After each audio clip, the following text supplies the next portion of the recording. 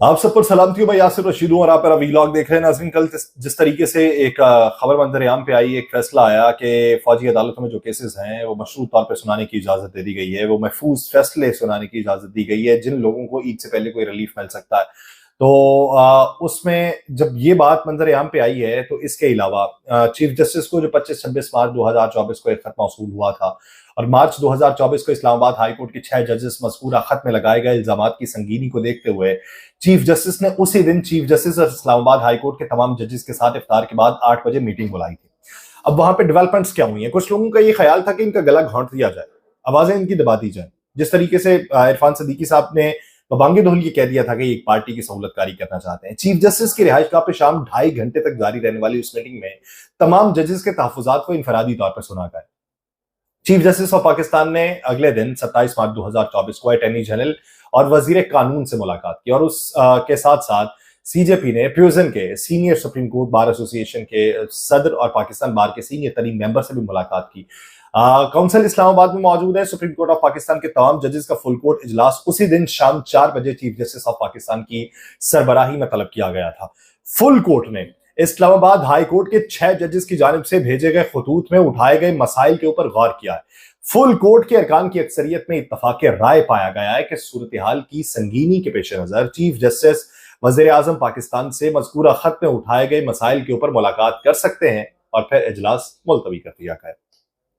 वजीर आजम ने वजीर कानून और अटॉर्नी जनरल के हमरा 28 मार्च 2024 को दोपहर 2 बजे सुप्रीम कोर्ट में चीफ जस्टिस, सीनियर प्यूसन जज और सुप्रीम कोर्ट के रजिस्ट्रार से मुलाकात की। ये मुलाकात तकरीबन 1 घंटे तक जारी रही।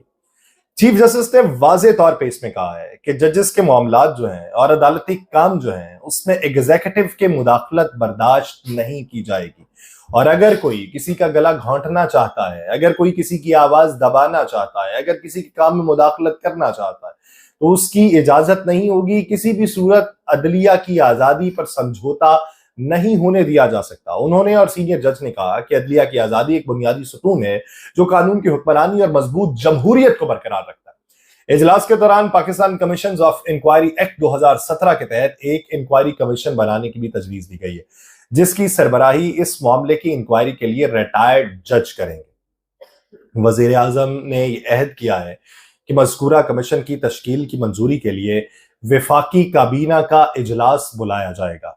वजीर आजम ने चीफ जस्टिस और सीनियर प्यूसन जज के इजहार ख्याल की मुकम्मल तायद की है और उन्हें मजीद यकीन दिलाया है कि वो आजाद अदलिया को यकीनी बनाने के लिए दीगर मुनासिब इकदाम करेंगे जिसमें मुतल्लिका महकमों को ये हिदायत जारी करना और पैराग्राफ 53 के मुताबिक कानून साजी शुरू करना शामिल है। इसके अलावा सुमोटो नंबर 7/2017 जो फैजाबाद धरना फैसला है उसके बाद पिछली मुलाकात के तसलसल में चीफ जस्टिस ने दोबारा फुल कोर्ट मीटिंग बुलाई और जजेस को वजीर आजम के साथ जो मुलाकात हुई थी उसमें होने वाली बातों से आगाह किया और जब आगाही फराहम कर दी तो उसके बाद आइंदा का लाहेअमल तय करने की बात हुई है। अब इसमें होगा क्या? पाकिस्तान तहरीक इंसाफ के लोग ये समझते हैं कि जब ये मामला चल रहा है तो उसी मामले में अगर हम अपने दूसरे केसेस पे ज्यादा तवज्जो दें तो इस वक्त इंटरवेंशन नहीं हो रहा होगा, किसी तरफ से कोई हुक्मनामा नहीं मिल रहा होगा और जब हुक्मनामा नहीं मिल रहा होगा और जहां पे उन्हें ये लगता है कि किसी की मुदाखलत की वजह से वो फैसले नहीं हो पा रहे तो वो ये समझते हैं कि एक इस वक्त तात्तुल आया है, एक इस वक्त सकूत तारी है और इस वक्त कोई किसी को डायरेक्शन नहीं दे सकता, ना देने की सोचेगा क्योंकि इस वक्त मामला जो है वो फुल कोर्ट पे भी चल रहा है, वो सोशल मीडिया के ऊपर भी है, वो मेन स्ट्रीम मीडिया के ऊपर भी है और इस दौरान जो फैसले हो सकते हैं वो हो सकता है कि उनके हक के फैसले, हो सकता है कि कोई सहरी जो है वो बनी गाला में सभी की इकट्ठी हो सकता है कि इफ्तार के बाद तमाम तर मंजरनामा किसी के हक में हो और इनसे पहले ही हो, ये जो 10-12 दिन अभी बाकी बचे हैं। तो इस ज़मन के अंदर उनकी उम्मीदें इस वक्त हैं लेकिन उन उम्मीदों को बर लाने के लिए क्या कुछ हो सकता है इस पर बात करेंगे। लेकिन मुश्तरका मफादात काउंसिल की तश्कील 9 का एक नोटिफिकेशन जारी हुआ है। ये हुकूमत इस वक्त इस हद तक बौखलाई हुई है कि इसे मालूम नहीं पड़ रहा क्या करना है। 8 रुकनी मुश्तरका मफादात काउंसिल के चेयरमैन वजीर आजम शहबाज शरीफ होंगे जबकि पहले इन्होंने बना दिया था वजीर खजाना को, जबकि सूबों के वज़राए आला बतौर मेंबरान काउंसिल में शामिल होंगे। इसके अलावा मुश्तरका मफादात काउंसिल में पहली मरतबा वजीर खजाना की जगह वजीर खारजा को शामिल कर लिया गया। पहले वजीर खजाना इसमें शामिल होते थे, अब वजीर खारजा को इसमें शामिल किया गया। वजीर खजाना मुश्तरका मफादात काउंसिल के परमानेंट मेंबर होते हैं लेकिन वजीर आजम शहबाज शरीफ ने साबिक वजीर खजाना इसहाक डार के तजर्बे और सूबों से मामला तय करने की सलाहियतों को देखते हुए उन्हें मुश्तरका मफादात काउंसिल में शामिल कर लिया।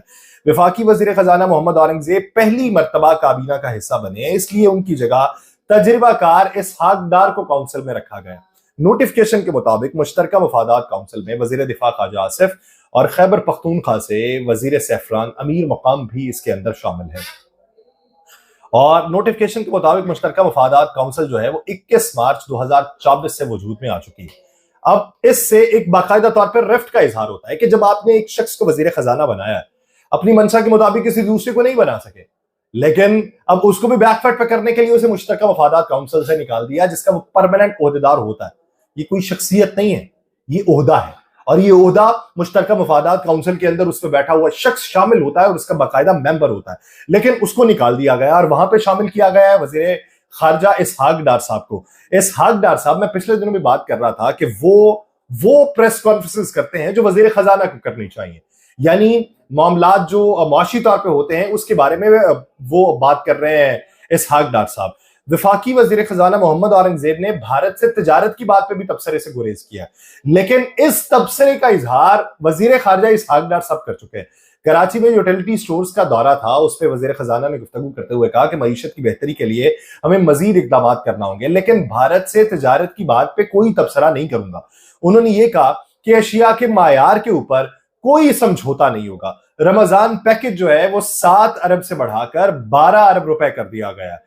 1200 मोबाइल यूनिट्स के जरिए अवाम को सस्ती अशिया फराम की जाएंगी और हम कर रहे हैं। और कराची के बड़े मुखय्यर हजरात जो हैं वो यूटिलिटी स्टोर्स के लिए रकम देने पे उनके साथ बात हो सकती है, उन्हें इस तरफ को माइल किया जा सकता है। लेकिन भारत वाला मामला जो है, इस पर पूरी भारतीय जो मीडिया इंडस्ट्री है उसने एक मामले को उठाया हुआ है वजीर खारजा के बयान को, जो उन्होंने कहा कि भारत के साथ मुआशी तौर पे ताल्लुकात दोबारा से बहाल हो सकते हैं।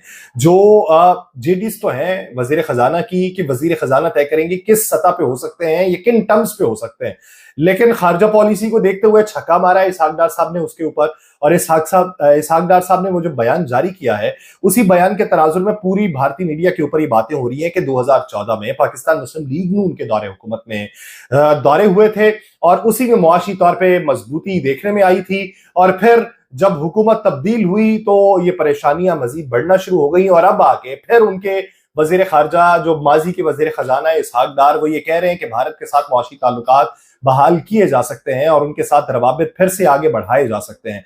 अब इसके ऊपर वजीर खजाना जो तबसरा नहीं कर रहे और वो तबसरा करने से गुरेज कर रहे हैं, तो वो किन वजूहात की बुनियाद पे कर रहे हैं?